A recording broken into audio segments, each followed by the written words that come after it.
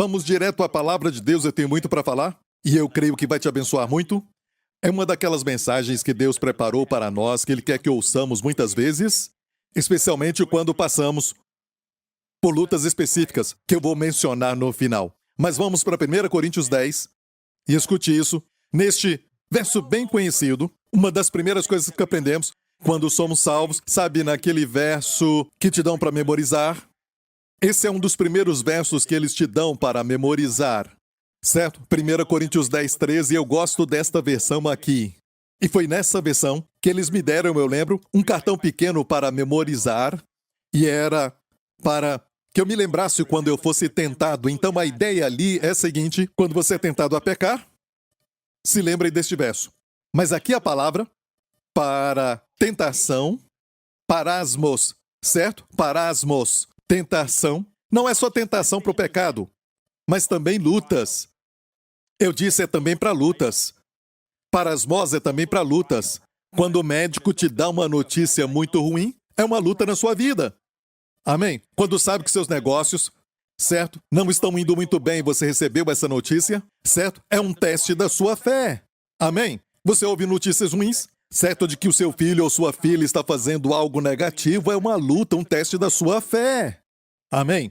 E tudo isso está debaixo dessa palavra grega, parasmos, certo? Pode ser uma tentação para que você caia em pecado, para o mal, ou uma luta. Tudo aqui. Eu gostaria que fossem duas palavras, mas é a mesma.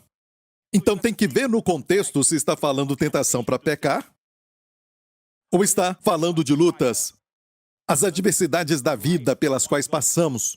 E vamos ver isso, para você decidir. Não veio sobre vós, eu vou usar aqui as duas palavras, tentação ou luta, senão humana. Mas fiel é Deus, aleluia. Essas palavras são maravilhosas, igreja. Olha, você pode descansar. Veja, igreja não é sobre a fé do crente, a fé é importante. Sem fé é impossível agradar a Deus. Mas não é tanto a fé do crente, mas a fidelidade daquele que prometeu. Pela fé, Sara recebeu força para conceber, porque ela o teve por fiel. Ela não se considerou cheia de fé, mas ela o teve por fiel. Mas fiel é Deus que não vos deixará tentar ou ser testado. Olha, eu vou usar essas duas palavras sobre tentação e lutas, acima do que podeis. Antes, com a tentação, dará também o escape, para que a possais suportar. Olha, parece uma contradição. Número 1, como a tentação, ele também dá o escape, para que a possais suportar. Olha, essa ideia de você suportar algo com perseverança, certo? Com longanimidade, paciência, algo assim, quer dizer que você fica no problema. Não escapa. Se escapa, o teste não é mais um teste. Você achou uma saída. Então parece uma contradição. Como você suporta algo se tem um escape? Certo? Então eu vou falar algo para você que vai te abençoar muito. Certo? Aqui diz que com cada tentação, e você se alegra que com cada teste, com cada tentação, Deus promete mandar, com cada teste, uma saída. E a saída, perceba o escape, essa palavra que foi usada para escape é uma palavra no grego. Ekbasis, ekbasis. Parece japonês, mas é grego. Ekbasis. Ok? Ekbasis. Ek quer dizer tirar de, e basis é andar. É literalmente saída. Sair. Certo? Essa palavra veio do grego para nós como a palavra saída. Fugir. Escapar. Sair. Você sai. Ekbasis. Amém? Então, o escape aqui é essa palavra. Ok? E olha, se você olhar uma outra versão ao meio da revista e atualizada, você vai ver que diz que vos proverá o livramento. Livramento e não escape. Pelo contrário, juntamente com a tentação, vos proverá o livramento. Então a ideia que eu tenho na minha mente é sempre essa, que com toda luta que vem, seja qual for a luta, Deus é fiel e sempre vai providenciar uma saída.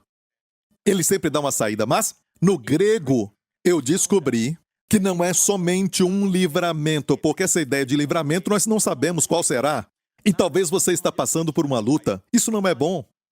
Isso fere. Envolve alguém amado. Talvez você está até deprimido, agora mesmo. Talvez o seu problema é a depressão. Está pensando em tirar a vida? Não faça isso. Certo? Tem alguém aqui para te libertar. O seu nome é Jesus. Amém? E você está passando por algo agora mesmo. E quero te dizer, Deus tem a resposta para você. Certo? E, olha, eu recebi um avivamento. E sabe quando foi isso? Quando eu preparava essa mensagem. Eu me segurei até de ficar pulando no meu quarto, porque eu sabia que se eu pulasse, com esta revelação, eu ia bater a cabeça no teto. E isso foi tão bom. E vou te dizer, foi uma coisa maravilhosa. E vou provar para você no grego e no contexto, para você que é um teólogo, e os meus críticos, aleluia. Você vai ver isso no grego, ok? Ok? E me perdoa pelo grego, porque para alguns de vocês, isso vai parecer que vai impedir o fluir, mas estamos pregando a milhões. E tem muitos teólogos que nos assistem, amém? E uma boa mensagem vai passar pela avaliação de teólogos. Certo? E primeiramente eu quero te dizer que não é só um escape. No grego é um artigo definido. O escape. A saída. É a solução. É o caminho. É a saída. O ekbasis. A saída. E os teólogos vão confirmar. É por isso, essa versão não está muito correta, mas a Almeida Revista Corrigida diz como falamos, o escape. E está certa. Quando você fala quer dizer que com cada teste você tem que encontrar um escape que pode ser um novo. Um escape pode ser um novo. Certo? Você entendeu? Sempre tem um caminho. Sempre vai ter um escape. Sempre vai ter uma saída para você. Então é geral. Você não sabe o que é. Mas quando diz você está apontando para algo muito definido. Está ouvindo, igreja? Está apontando para algo definido. O que é este escape? O que é o escape? Um homem de Deus estava morrendo, o Sr. Walter Scott. Ele sabia que estava indo para o céu, e ele sorriu para o seu genro e ele disse... Ele tinha, milhares e milhares de livros na sua biblioteca. Ele falou para o genro, pegue o livro. O genro disse, que livro? Ele disse, o livro. Tem somente o livro. Amém? Falando da Bíblia. Amém? Quando diz quer dizer que só tem um escape e não há outro. Jesus não é um caminho. Jesus mesmo disse, eu sou o caminho, a verdade e a vida. Ani ha-derek, se o seu nome é Derek, é caminho no hebraico. Ani ha-emet, a verdade. Ani ha-haim, a vida. C.S. Lewis disse, ou Jesus é o maior mentiroso de todo o tempo, ou ele é quem ele disse que ele é. Não pode falar que foi um bom homem. Você não pode ficar em meio termo dizendo, ele não é Deus em carne humana, ele também não foi um homem malvado, ele foi um homem bom, um homem muito bom. Não pode falar isso. Ou ele é o que falou ou não é o que falou, ele mentiu. Ele disse, eu sou o caminho, a verdade, a vida. Ninguém vem ao Pai senão por mim, você ouviu? Então sabemos que o O é um artigo definido. E olha, eu já decidi que ele é quem ele é. E vemos o resultado daqueles que creem nisso, amém? Então, ele disse o escape. Então tinha alguma coisa na mente do escritor, e isso está no contexto, ok? Tudo isso está no contexto, mas antes disso, para que a possais suportar. Ok, o que é suportar? Na verdade, esse A aí não está no original. Em algumas versões está até em itálico, porque não está no original grego. Certo? Vamos olhar a palavra suportar. Suportar é rupofero. Está tudo bem por aí? Você está seguindo? Ok, rupofero. O que é rupofero? O que é rupofero? Rupo quer dizer de baixo. Quando algo está de baixo é rupo. Fero é ser carregado, como num rio, como uma ovelha sendo carregada. Olha, eu tenho, muitos dicionários na minha biblioteca. Um dos meus dicionários diz assim, olha, essa definição não é minha, mas rupofero quer dizer a correnteza de um rio que carrega alguém, carregado seguramente longe do perigo. Não é a ideia de suportar, ficar ali suportando, mas a ideia aqui, o escape é, na verdade, olha, Deus libera mais do Espírito para te carregar. Longe de perigo. Posso ouvir um amém? Igreja, escute isso. Carregado seguramente. Essas palavras não são do pastor Prince, ok? Essas palavras são dos dicionários. Um dos dicionários que eu tenho. Eu tirei de um material que eu tenho. Eu só estou te dando a definição aqui. Amém? A correnteza de um rio, porque rupo quer dizer de baixo, certo? Carregar é a palavra fero, certo? Te carregar para longe do perigo. Glória a Deus! Agora voltamos para a revelação em 1 Coríntios 10, 13.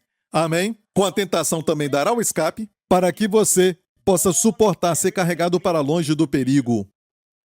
E qual é o contexto? Olha isso. Eu vou ler na versão que lemos e vou te mostrar os meus dedos. Ok, ali está o contexto. Eu fiz questão de cortar as unhas primeiro. Amém? Versos 13 ao 16. Dá para ver isso na versão que geralmente lemos. Nós sempre usamos essa versão. Olha o contexto. Só 2 versos depois disso. Fala sobre o cálice de bênção. Verso 16, que abençoamos. Não é a comunhão do sangue de Cristo, o pão que partimos, não é porventura a comunhão do corpo de Cristo? Eu fiquei, hã? Estava falando de tentação e do escape. Deus vai te dar o escape. Sabe, você vai ser carregado seguramente longe do perigo. Depois, 2 versos mais tarde, te diz, e ainda diz assim, no verso 15, falo como a entendidos. Julgai vós mesmos, ou seja, tem uma revelação aqui. Vou te falar algo que tem que ter revelação. Você entendeu? Tem que ter sabedoria de Deus. Tem que ter inteligência espiritual. Você está pronto? Amém? E quando Deus mostrou isso primeiro para mim, sabe, eu fiquei muito lisonjeado, porque somente pela graça de Deus que nós recebemos isso dele. Lembra dos discípulos no cenáculo? A Bíblia diz que Jesus apareceu para eles e diz, e abriu-lhes o entendimento para entenderem as Escrituras. Eles não tinham entendido que ele morreria e ressuscitaria. Depois, abriu-lhes o entendimento. Dependemos tanto de ti, Senhor Jesus, para abrir o nosso entendimento. Ninguém pode pensar aqui que é sábio.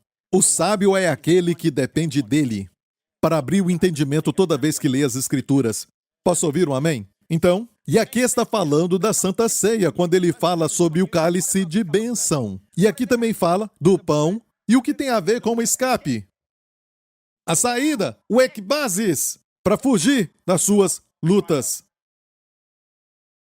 O que isso tem a ver? Mas antes disso diz, portanto, verso 14, meus amados, fugi da idolatria. Olha, os versos antes do 13 falam de idolatria. Sabe o que ele fala sobre isso? No mesmo capítulo. Vamos ver o verso 7. Não vos façai, pois, idólatras, como alguns deles. Conforme está escrito, o povo assentou-se a comer e a beber, e levantou-se para folgar. Ele está citando o evento de quando construíram o bezerro de ouro. Sabe o que fizeram depois de construir aquele bezerro? Depois que fizeram o bezerro, eles então se assentaram, comeram e beberam as ofertas ao bezerro de ouro. Isso é idolatria, e se levantaram e folgaram ali, da ideia de orgias. Fizeram aquela festa louca, é o que falam hoje, certo? Não só festa, mas uma festa louca. Eles se assentaram, comeram e beberam. Então a ideia de comer e beber diante de um falso Deus, que não era Deus, mas um ídolo. Você viu o contexto? Estou falando do contexto da Santa Ceia. Você viu isso? De fato, se você for no começo do capítulo, diz que todo o povo de Israel, eles beberam e comeram daquela comida que era espiritual. E beberam a bebida espiritual. E beberam da rocha que o seguia, que era Cristo. Então, bebendo e comendo de novo. Igreja, sabia que tudo o que aconteceu com o homem é porque o homem comeu aquilo que trouxe essa bagunça? Você ouviu o que eu falei? Adão abriu a sua boca grande, número 1, certo? E comeu aquilo que Deus falou para não comer. Podemos dizer que toda maldição, que todo mal neste mundo, tudo aquilo que os governos deste mundo estão lutando contra, estão preocupados, até mesmo problemas na economia e terremotos, guerras. Deus não queria que a terra ficasse assim. Deus chama até a morte de inimigo. Deus odeia a morte. Deus odeia o pecado. Sabe o que ele fez com o pecado? Colocou sobre Jesus. Deus ama os pecadores. Quanto Deus odeia o pecado? O tanto quanto ele ama o pecador. Eu vou explicar. Você conhece alguém que você ama muito e está com câncer. Você ama o câncer? Não, lógico que não. Mas o câncer está na pessoa amada. Agora uma pergunta: quanto você odeia o câncer? E vem uma outra pergunta: quanto você ama aquela pessoa? Porque quanto mais amar a pessoa, de acordo com o nível deste amor, vai ser o nível do ódio pelo câncer. Então Deus te ama, mas odeia o pecado. E a razão por que ele odeia o pecado é porque ele te ama. E o pecado destrói tudo aquilo que Deus tem de bom, de bênçãos, de harmonia, de paz, de vida, de alegria para você e para sua família. Deus não está querendo tirar a alegria. Na sua presença tem muita alegria. Amém. Prazeres para todo sempre. Quando Jesus, no cenáculo, sabendo que em algumas horas seria traído, ele já tinha falado com Judas. E era à noite, quando ele saiu. Que detalhe importante. Era à noite. Jesus falou para os discípulos: isso tudo eu vos disse, para que a minha alegria esteja em vós. Pode imaginar uma pessoa que parece que foi batizada em suco de limão, olhando para você? Isto eu vos digo, para que a minha alegria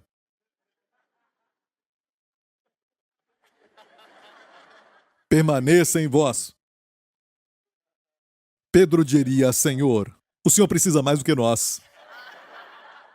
Certo? Você precisa de toda essa alegria. Certo? Eu acho que estamos bem melhor. E o problema é este. Você não deve vê-lo assim, mas ver uma pessoa forte, sorrindo, sabendo que em algumas horas ia entregar a sua vida por nós, olhando e dizendo: isto eu vos digo, para que não temais, eu vos deixo a minha paz vos dou. Não se turbe o vosso coração, e não temais. Amém? Isto vos digo para que a minha alegria permaneça em vós, e para que a vossa alegria seja completa.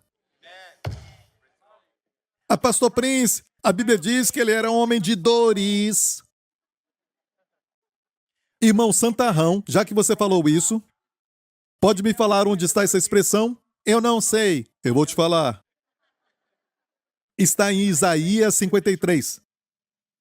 Certo, ele era homem de dores. Por causa do sofrimento, a única vez que ele sentiu dores foi quando ele sofreu e passou pelos açoites, humilhação, porque ali aconteceu uma transação. Ele tomou os nossos pecados e nos deu a sua justiça. Ele tomou as nossas dores e nos deu sua alegria.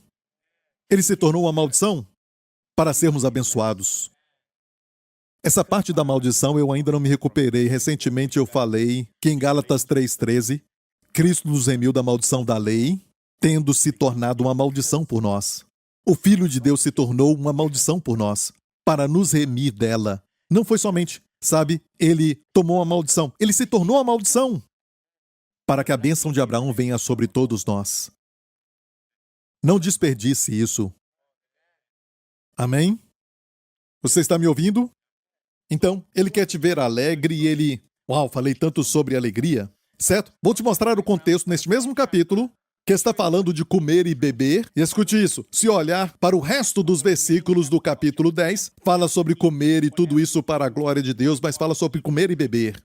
E é por isso que no próximo capítulo, certo, nos fala, o apóstolo Paulo diz, em 1 Coríntios 11, igreja, eu recebi do Senhor Jesus aquilo que vos ensinei, que na noite em que Jesus foi traído, ele tomou o pão. O apóstolo Paulo, no próximo capítulo, 1 Coríntios 11, disse, eu recebi do Senhor aquilo que vos ensinei. Na mesma noite em que foi traído, tomou o pão e disse, partindo, ele disse, este é o meu corpo partido por vós. Assim também tomou o cálice, deu graças e disse, este é o meu sangue, derramado para a remissão dos pecados. Igreja, eu faço uma pergunta. Por que será que, no capítulo 11, Paulo teve que dizer, eu recebi do Senhor o que também vos ensinei?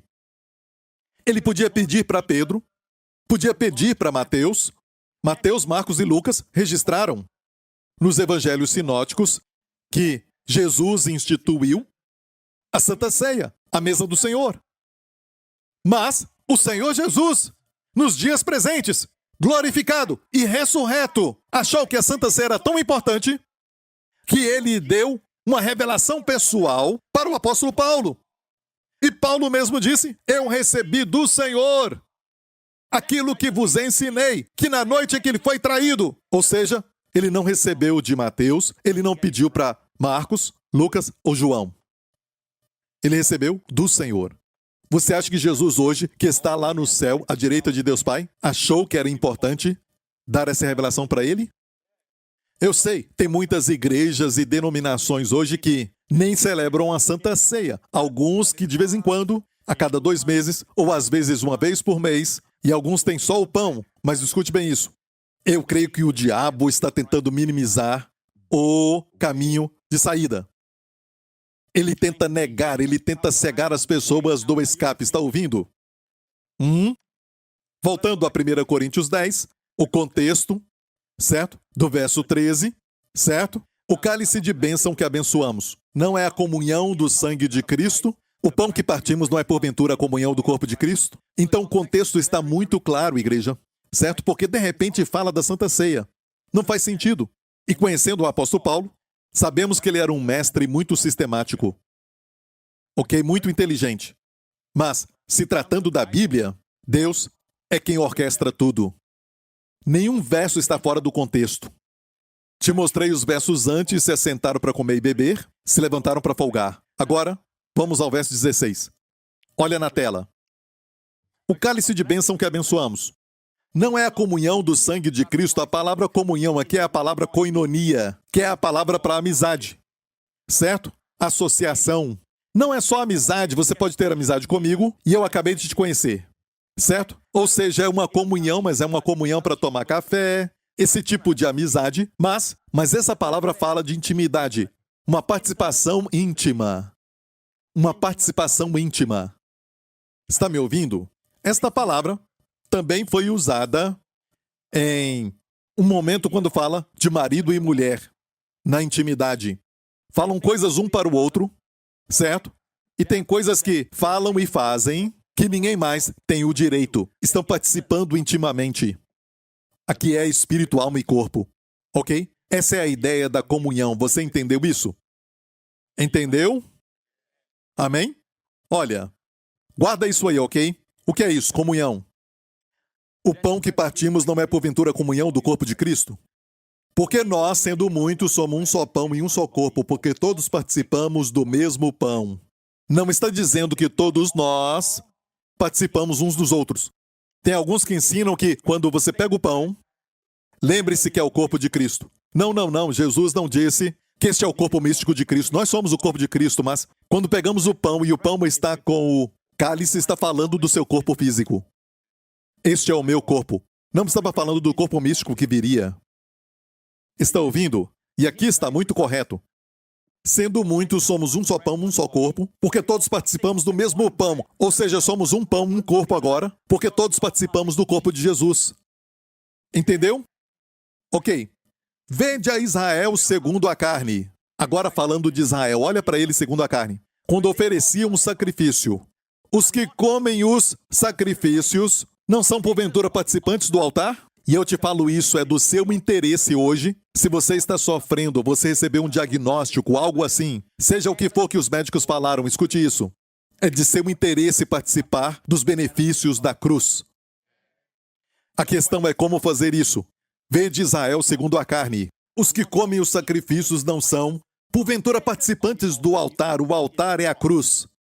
O altar na época do templo de Israel tinha 4 pontas, a figura da cruz, isto é, onde o cordeiro é colocado, onde o corpo de um sacrifício era colocado. Era onde o sacrifício era morto. O holocausto era posto ali. 4 pontas, porque um dia essa figura seria Jesus na cruz. As 4 pontas, norte, sul, leste e oeste, Deus amou o mundo de tal maneira. O benefício é eficaz para os 4 cantos do mundo.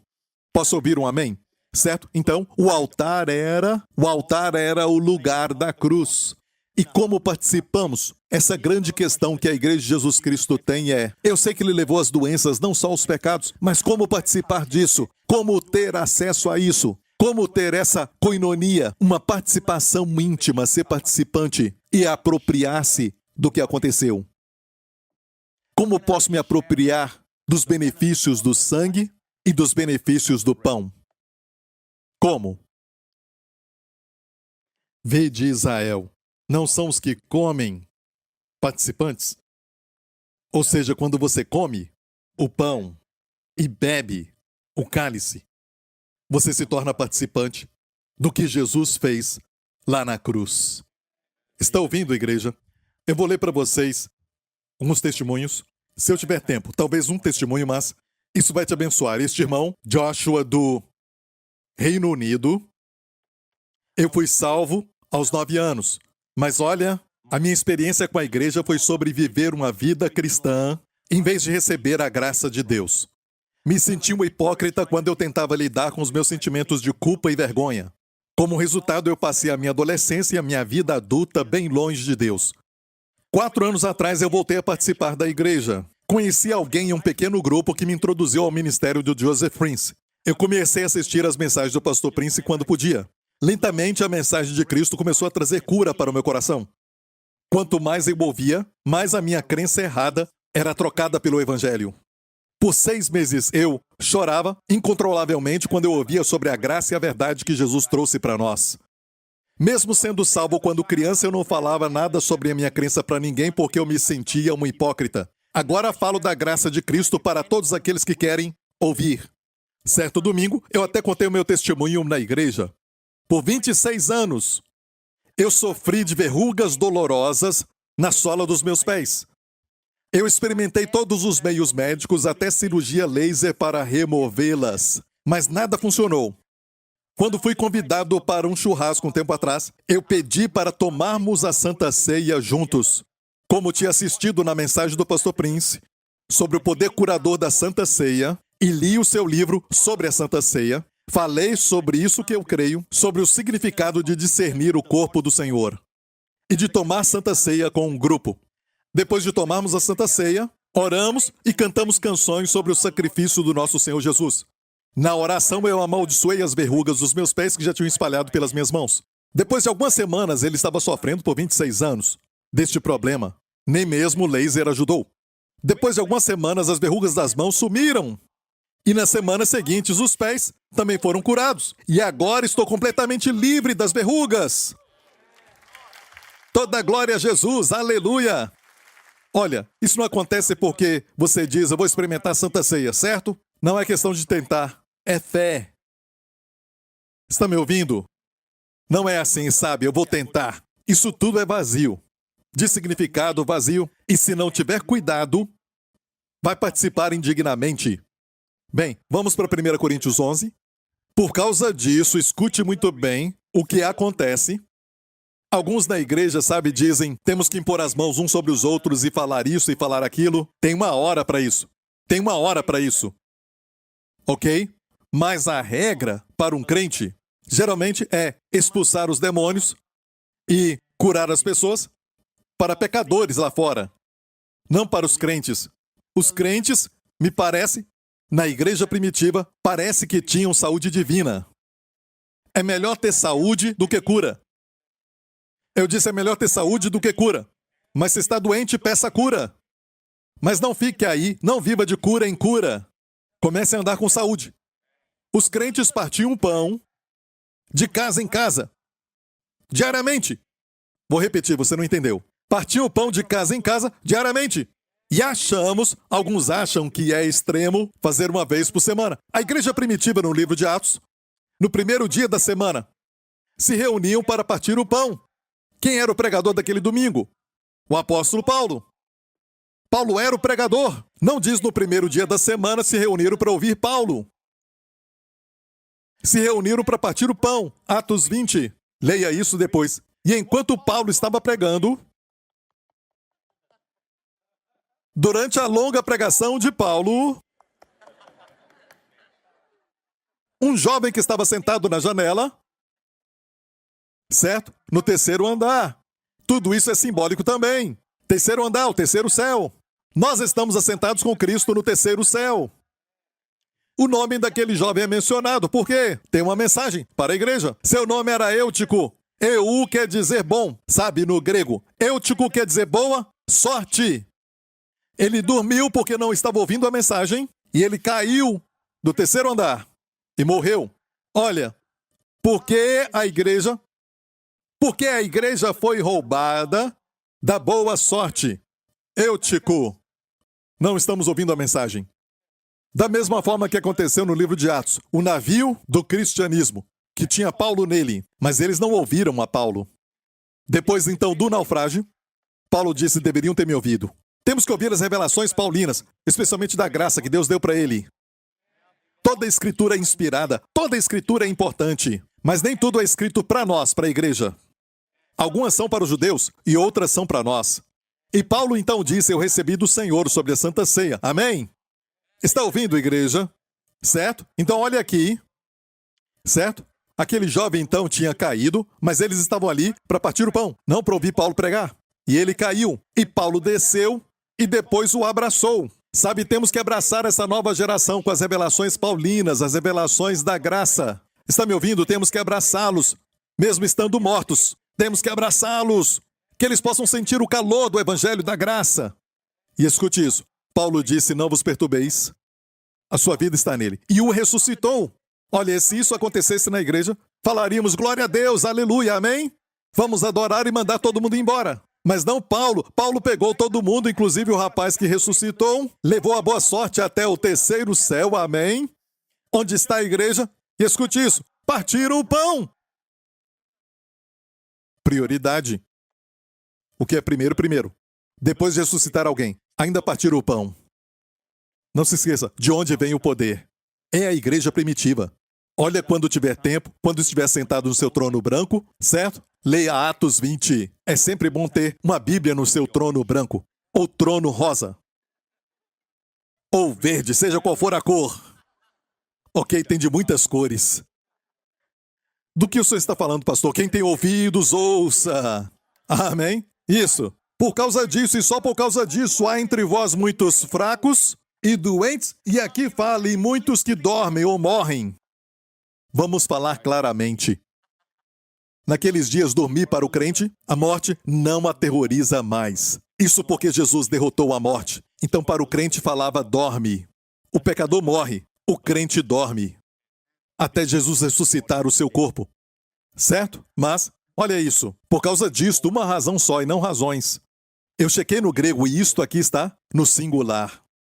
Muitos, podia ter falado poucos, muitos fracos e doentes e muitos que dormem. Qual é a razão? Qual é a razão? Olha o verso anterior. Porque o que come e bebe indignamente, a palavra-chave é indignamente. Come e bebe para sua própria condenação, não discernindo o corpo do Senhor.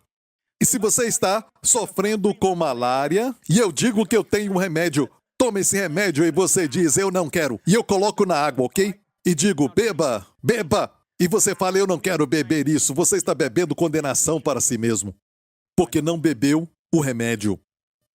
O mundo como está morrendo. Não é assim. Você está em pecado, você toma a Santa Ceia e você morre. Não, não, não.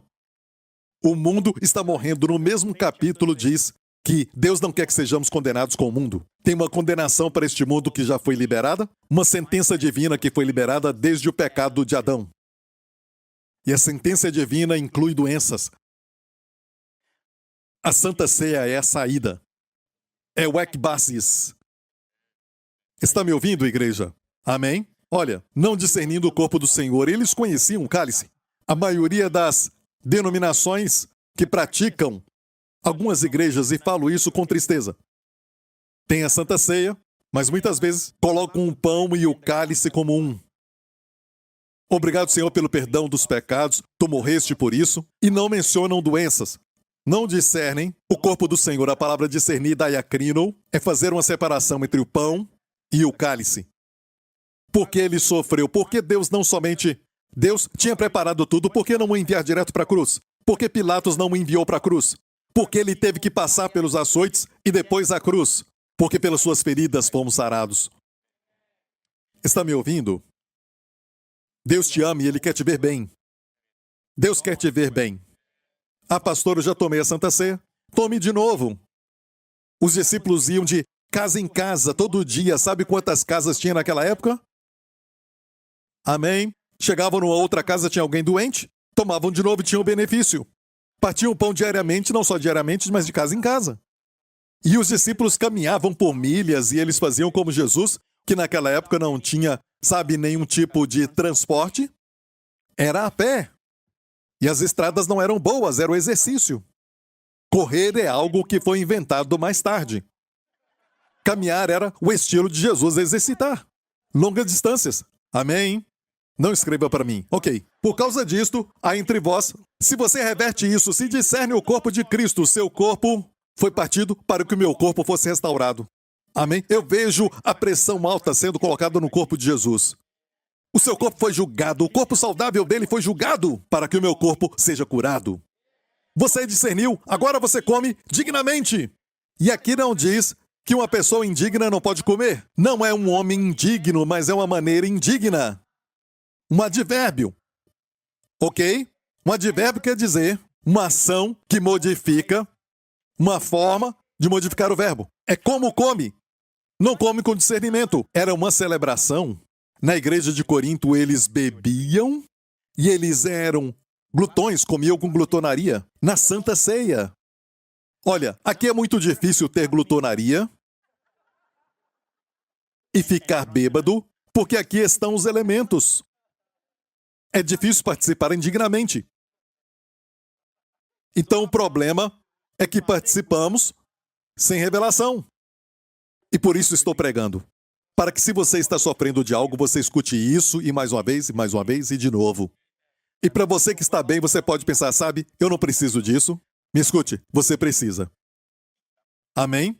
Olha, por causa disto, podemos inverter, se discernir o corpo do Senhor? Por causa disso, há entre vós muitos fortes, muitos saudáveis e muitos vivendo muito. Amém? Glória a Deus, vamos para Isaías 53.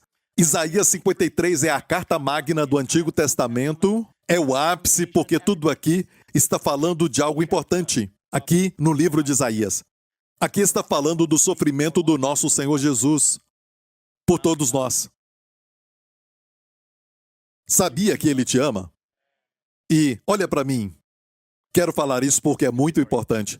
Jesus não foi. Ele não foi assassinado.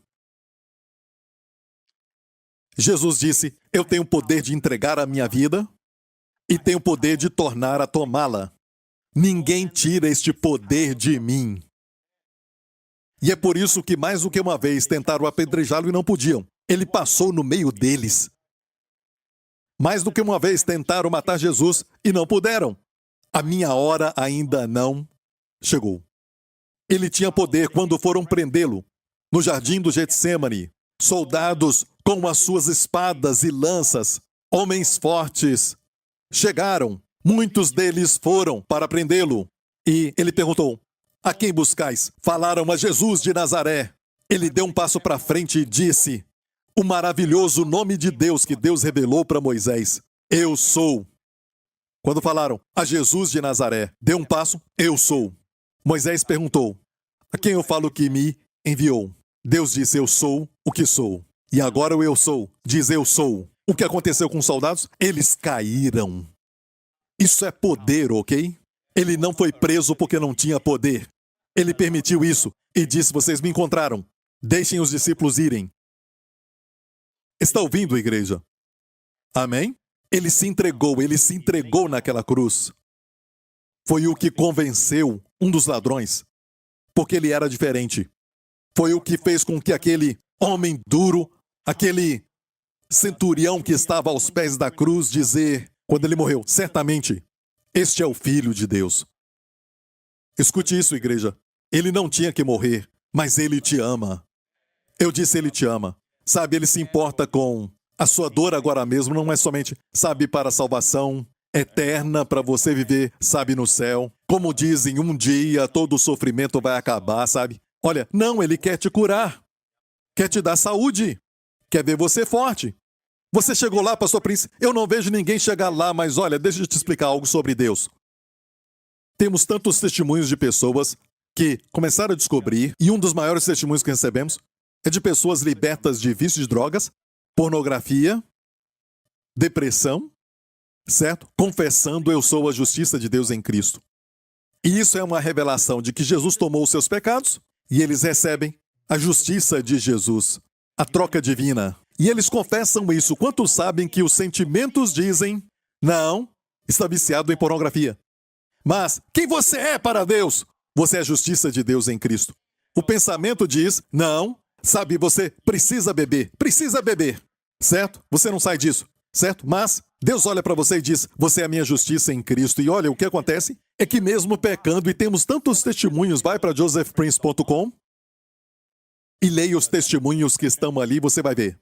Essas pessoas confessam, eu sou a justiça de Deus em Cristo, mesmo estando em pecado.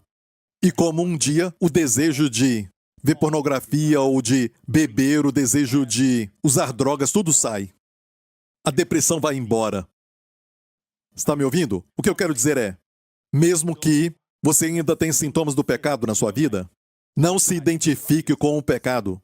Não é quem você é. Se você nasceu de novo, você é a justiça de Deus em Cristo.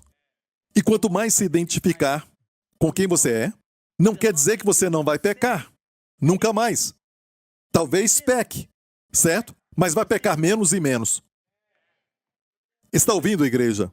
Certo? Quanto mais você se identifica com a verdade, e isso é verdade, não é finja que, Pastor Prince, eu me sinto impuro, eu me sinto sujo, eu cometi aquele pecado, como eu sou a justiça de Deus. Você nasceu de novo? Sim, você é a justiça de Deus em Cristo. Como um rapaz falou para o pastor depois de casar, o pastor os declarou casados e ele chamou o pastor e disse, pastor, não me sinto casado. O pastor sacudiu, você está casado? Se eu fosse esse pastor, não o sacudiria. Eu daria uma sacudida, ponto de exclamação. Amém? Então, a mesma coisa com o pecado. Quando você se identifica mesmo tendo pecado, você se identifica com o fato de que você é a justiça de Deus em Cristo.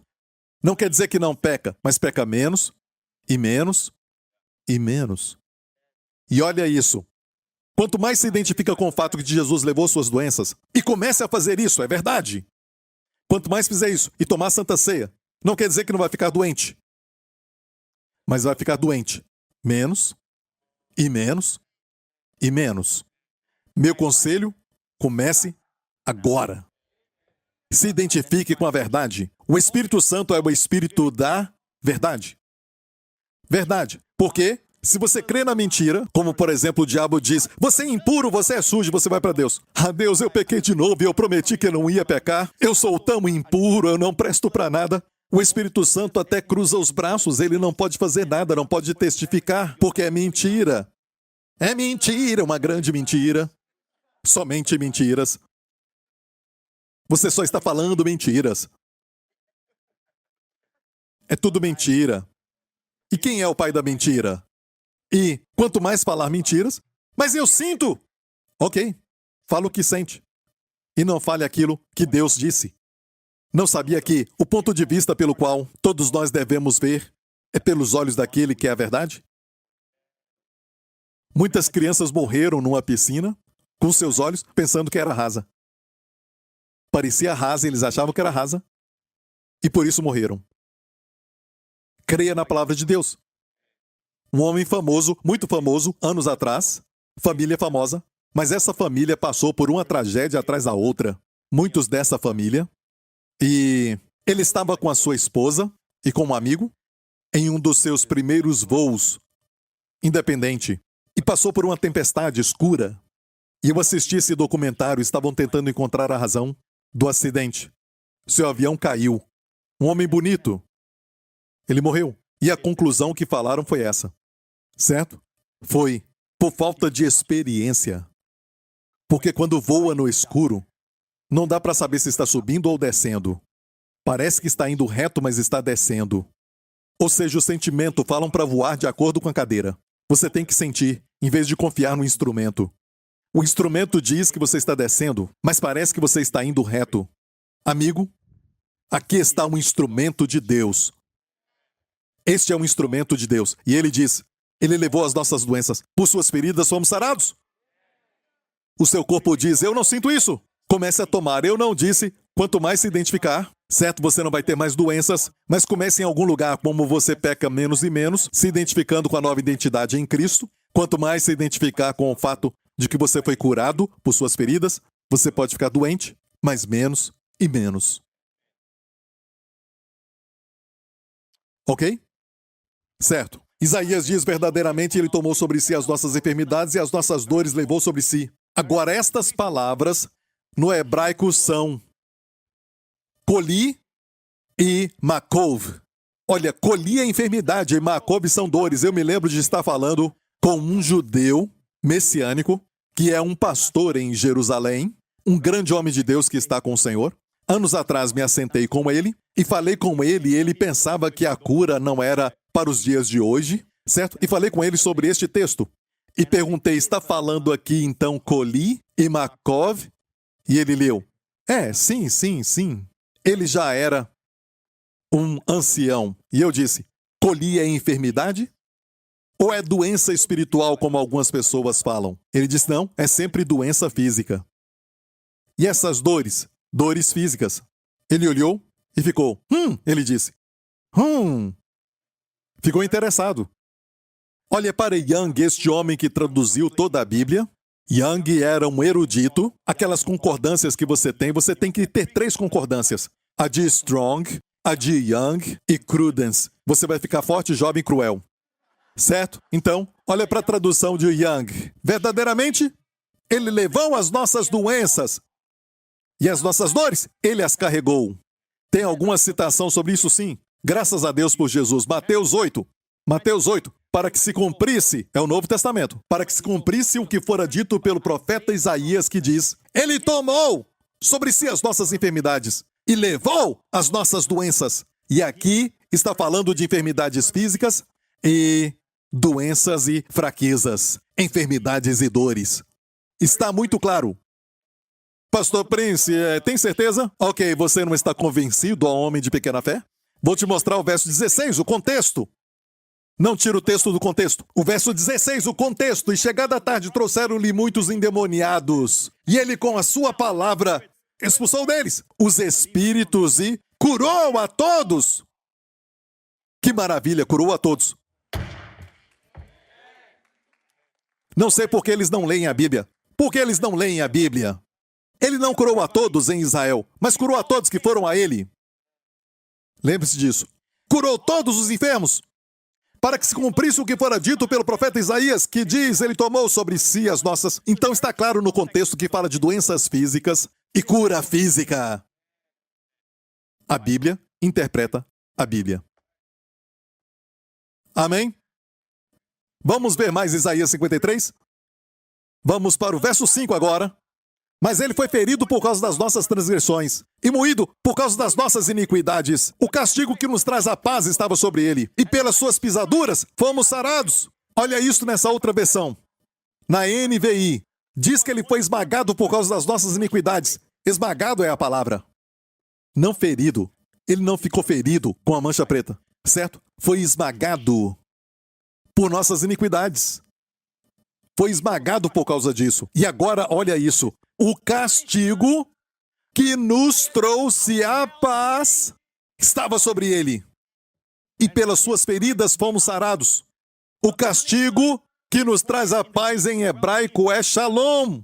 O castigo que nos traz a paz estava sobre ele. O castigo que é para trazer o seu bem-estar. Quando ele recebeu o castigo, ele se levantou de novo. E de novo, eu creio que caiu. E levantou de novo. E todos vocês que têm problemas nas pernas, possam ficar em pé, aleluia. Amém. E aqueles que não podem caminhar, ele caiu carregando a cruz para você andar. Amém. Aqueles açoites que cortaram os nervos para você andar, mas ele caminhou de novo. Por isso ele caía e caía até chamarem Simão para ajudá-lo. Porque ele levou tudo isso por você e eu. E pelas suas pisaduras, olha essa palavra pisaduras, no grego, em 1 Pedro 2,24, pelas suas feridas, fomos sarados. Está no singular, está no singular. T.J. McGross, um erudito do grego, disse isso anos atrás. Esse homem foi um incrível erudito do grego. E ele disse o seguinte, se Jesus foi açoitado, aqueles açoites deixaram pedaços de carne. A palavra no grego tinha que ser no plural, feridas. Mas se bateram em Jesus até não sobrar nenhum pedaço de carne, o que a Bíblia diz Em Salmos, olhei e vi os meus ossos. Foi o que aconteceu com Jesus. Não ficou nenhuma carne. Então tem que ser no singular. Por toda a sua ferida, fomos sarados.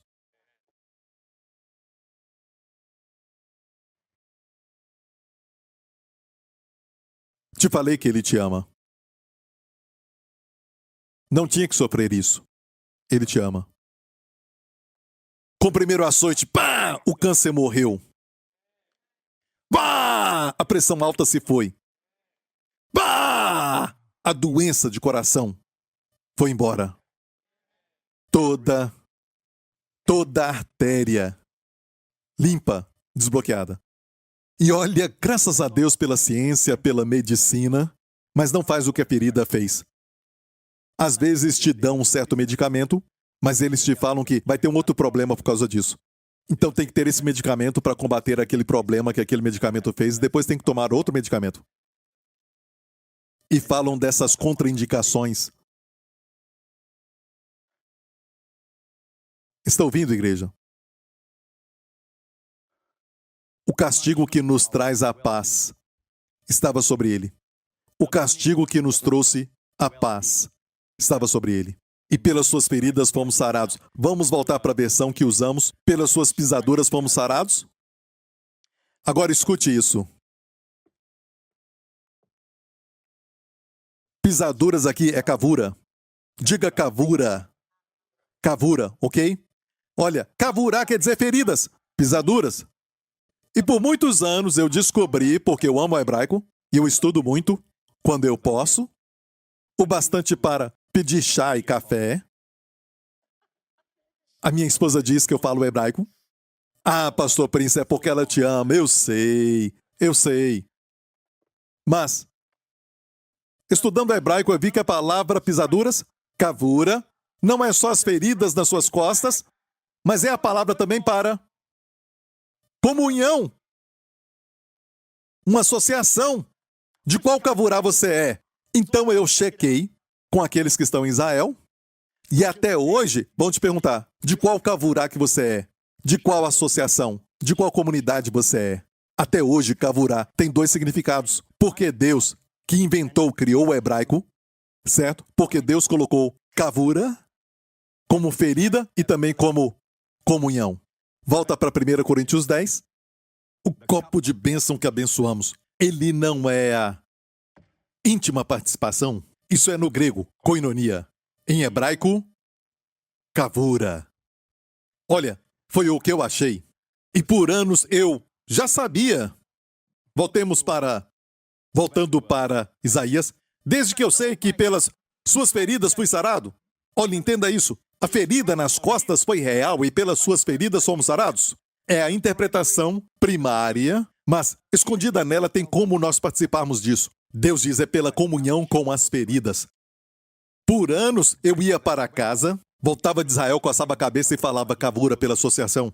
O que eu faço? Eu adoro e tenho comunhão? O que eu devo fazer? Será que Deus pode me dar um verso que fala sobre essa associação? E olha isso, eu encontrei em 1 Coríntios, certo? Onde diz, tomar o cálice de bênção é participar do sangue de Cristo. Toma o pão e é comunhão com o corpo de Cristo. Uau! É assim que tenho comunhão com o corpo de Cristo que foi ferido para minha cura. Se você está doente, você pega um pedaço bem grande de pão em casa. Pega também um copo de... Eu não vou falar vinho para você beber muito. Querida, me desculpa, mas o pastor Prince disse, sabe? Eu tenho que tomar muito durante o dia, então... Eu comprei este vinho e entenda, tudo isso é para o Senhor. É tudo pelo Senhor. Ok, isso não faz sentido, tá bom? É errado ficar bêbado, ok? É um mau testemunho. Então, escute bem isso. Pega um pedaço de pão, não tem que ser o nosso. Não precisa ser o nosso. Ah, pastor Prince, o senhor faz de certa maneira. Tem que ser assim? Esqueça o que fazemos, é só para sermos convenientes.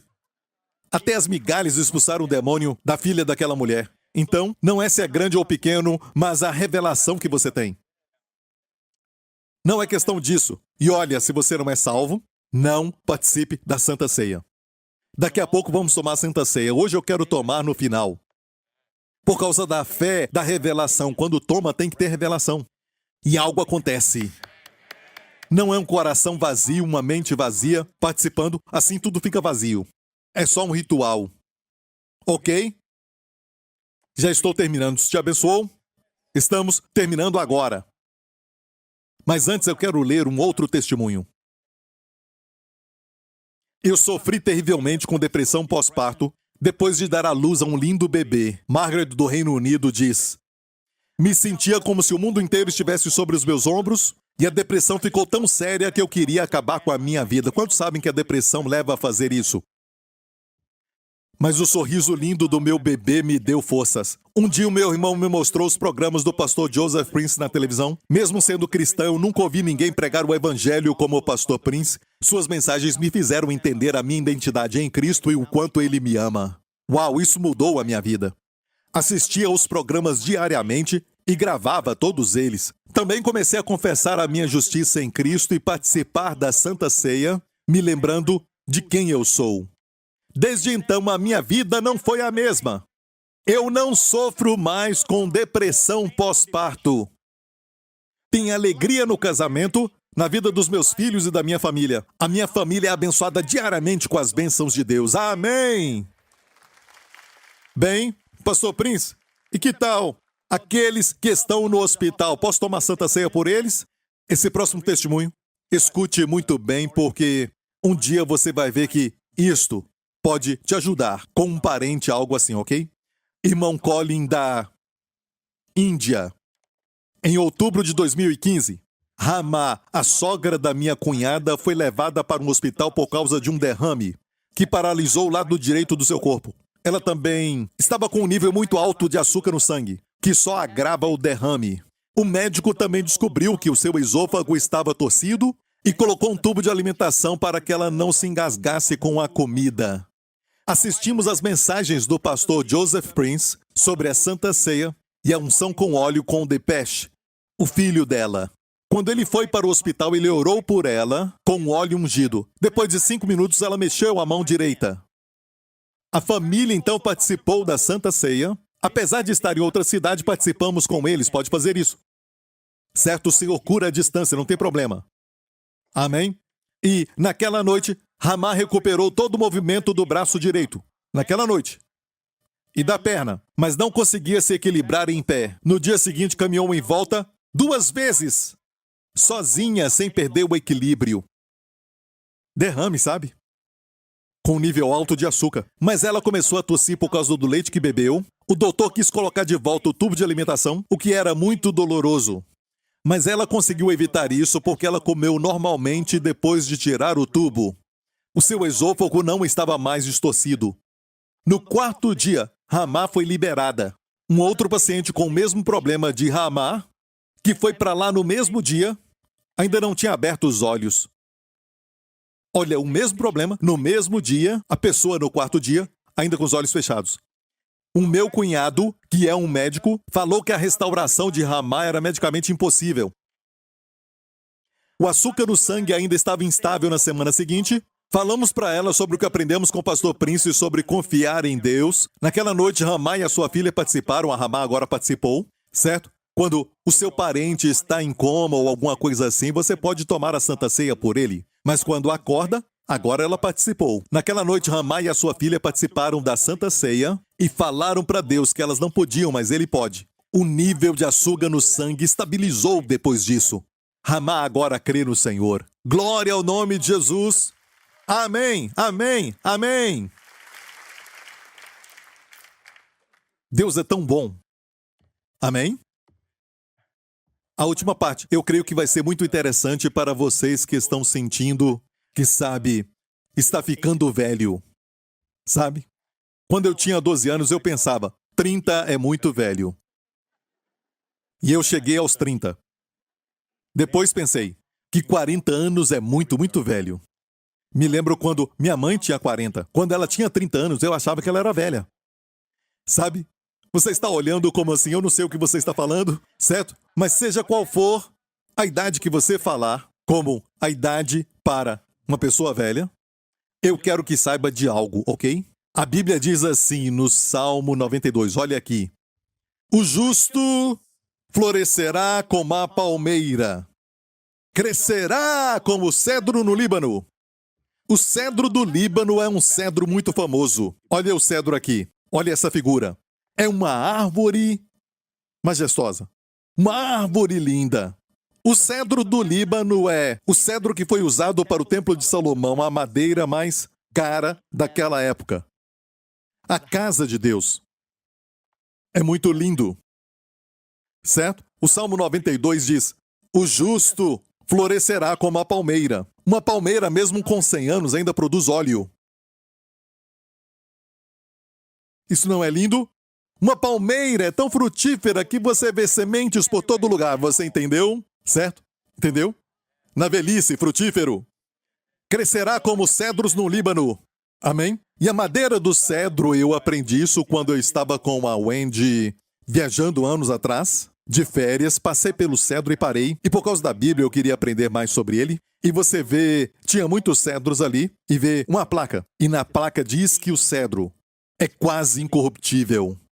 Nenhum inseto consegue destruir. De fato, aquele cheiro maravilhoso do cedro expulsa todos os insetos. Por isso tem bloco de cedro para colocar na sua roupa.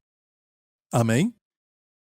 Os que estão plantados na casa do Senhor florescerão nos átrios do nosso Deus. Não só venha à igreja. Esteja plantado. Não só venha à igreja. Os que estão plantados na casa do Senhor florescerão onde? Lá fora, no seu trabalho. Lá fora, na sua família. Amém? Quem é plantado aqui vai florescer nos átrios, é do lado de fora, ok? Próximo. Na velhice ainda darão frutos. Velhice, aí está falando de idade, mas a pessoa é jovem, porque a pessoa ainda está dando fruto. Vovô e vovó, isso é para você. A sua idade pode estar avançada. Você fala a sua idade, eles dizem o quê? Certo? Mas você ainda dá fruto. Dizem que quando chega a certa idade, falam que tudo seca. Abraão não considerou seu próprio corpo agora morto, seco. Nem atentou para o corpo de Sara, mas ficou forte na fé, dando glória a Deus. Não consideramos o que é natural. Consideramos a palavra. Então, o pastor Prince agora provou para você nas Escrituras. Sim? Certo. Ok, na velhice ainda darão frutos, serão viçosos e vigorosos. Uau! Viçosos e vigorosos, eu queria te mostrar. No hebraico, viçoso aqui é a palavra dasham, que é a palavra para. Escute isso! Algo fresco! Este homem, na velhice, é um homem fresco. Sabe o que é isso? Sólido, sabe? Na Bíblia diz em Isaías 40 assim: até os jovens cansam. Até os jovens cansam, e os moços certamente caem. Mas os que esperam no Senhor renovarão as suas forças. Subirão com asas como de águias. Correrão e não se cansarão. Caminharão e não se fadigarão. Qual o segredo? Os que esperam no Senhor. Escreva isso, essa palavra. Escute, essa palavra para quem espera no Senhor é a palavra juntos, comunhão. Cavar é a palavra cavar no hebraico. Cavar é como a corda, torcida, que é forte. Você e o Senhor torcidos, você vai correr e não se cansar, vai subir com asas como de águias. Deus vai renovar sua mocidade como de Caleb, com a idade de 85 anos, ele falou para Josué: me dá este monte. Como Moisés com 120 anos, quando ele morreu, a Bíblia diz que os seus olhos não escureceram, nem a sua força diminuiu.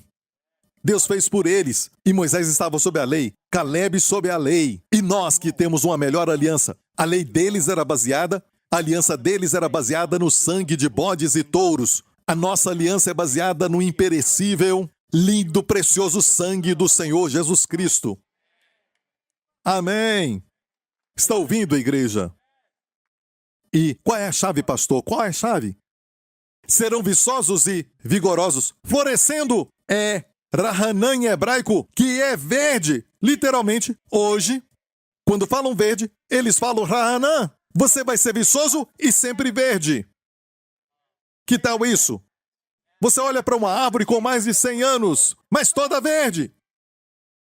E alguns, com 30, 40, já estão marrom.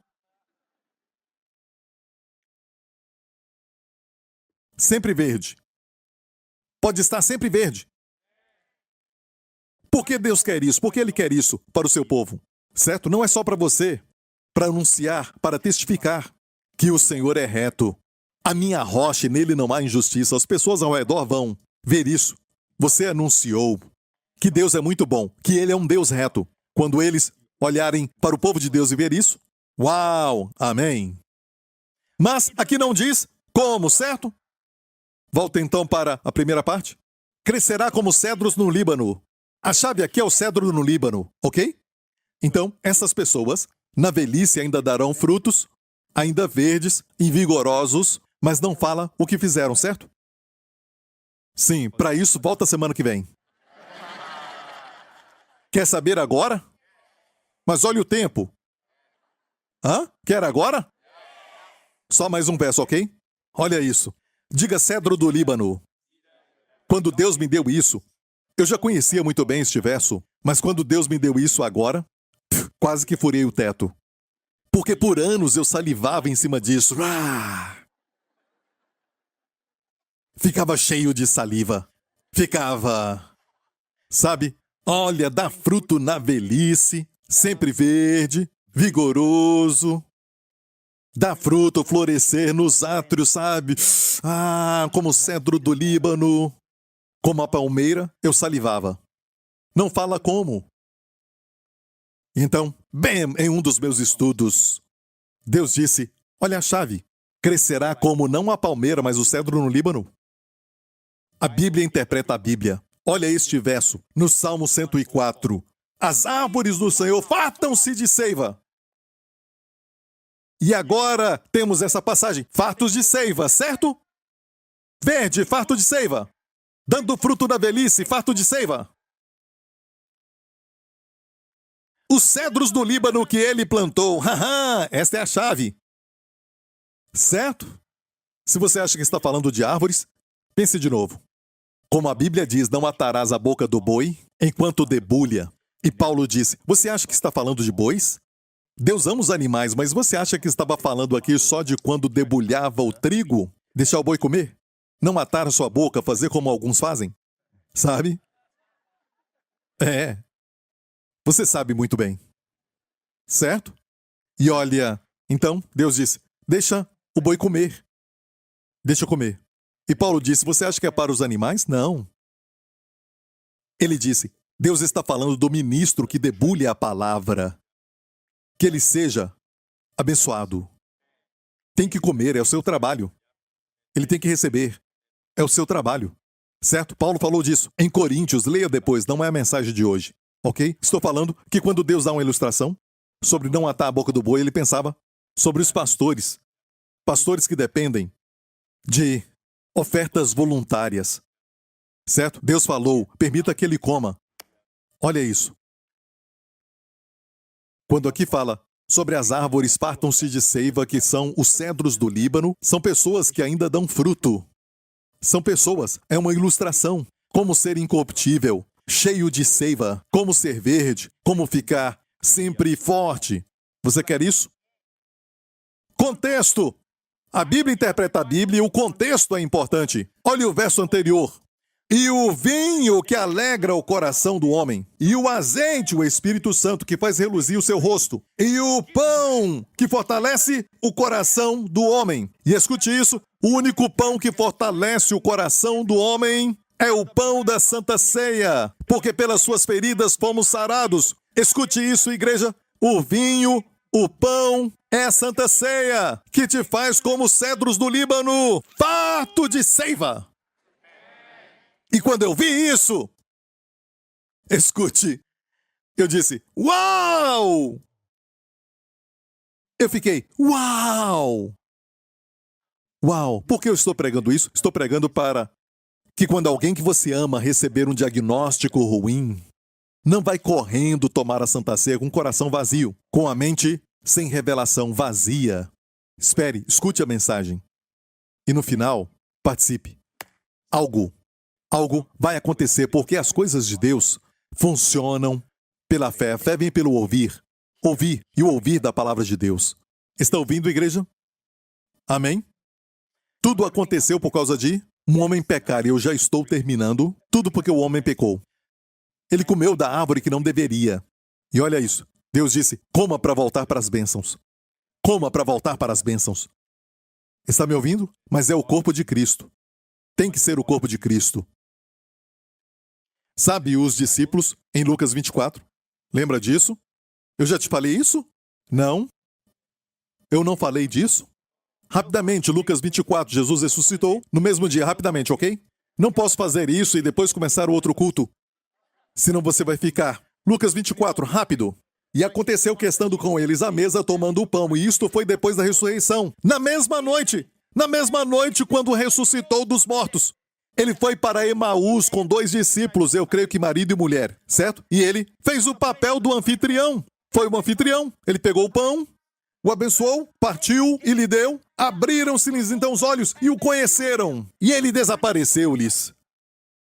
Quando seus olhos foram abertos, quando eles o conheceram, quando ele partiu o pão.